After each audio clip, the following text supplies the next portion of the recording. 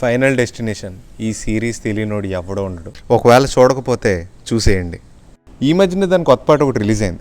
మరి పదండి రివ్యూ చెప్పేసుకుందాం.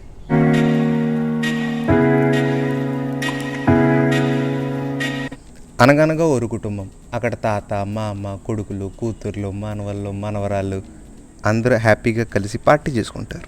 వాళ్ళ సక్సెస్ స్టోరీస్ డిస్కస్ చేసుకుంటూ అందరితో సరదాగా మాట్లాడుకుంటూ హ్యాపీగా ఉండగా అప్పుడే కరెక్ట్గా మన విక్రమ్ కే కుమార్ సినిమాల్లో అలా ఇలా జరిగినట్టు మొత్తం అంతా పోతారు.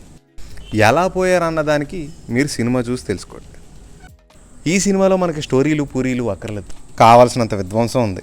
ఈ విధ్వంసంలో కూడా మావ సినిమాటోగ్రాఫర్ ఏమాత్రం తగ్గలేదు. యాంగిల్ మాత్రం పీక్గా పెట్టాడు. మంచి సినిమాటిక్ ఎక్స్పీరియన్స్ ఇచ్చాడు. ప్రొడక్షన్ వాల్యూస్ గురించి మాట్లాడాలా, హాలీవుడ్ సినిమా గురించి అప్పక్కన అక్కర్లా, బ్రహ్మాండంగా ఉన్నాయి.